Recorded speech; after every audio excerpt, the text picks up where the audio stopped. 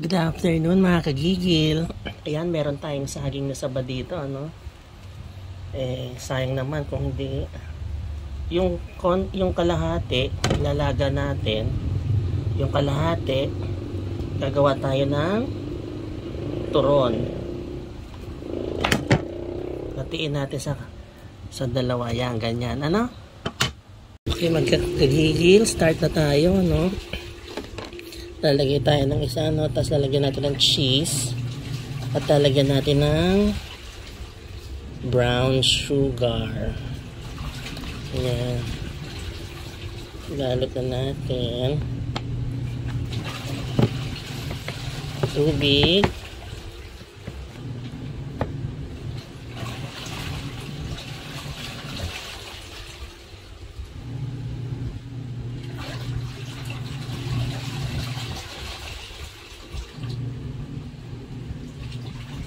Ayan. Okay, meron na tayong isa. Ulit tayo, no? Isa pa. Saging. Cheese. Then, brown sugar. Tipin natin. Then, add ng water sa mga sides ng lumpia wrapper, ano?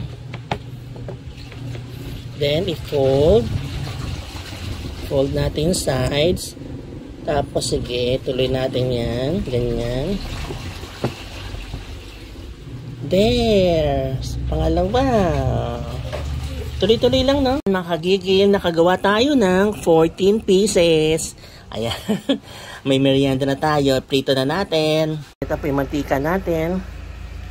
Lagyan na po natin isa-isa. Gagamit nga ako ng ating turon.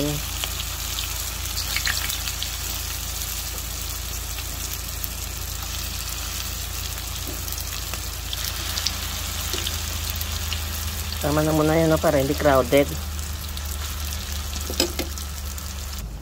Yan, baligtarin na po natin, ano. Okay.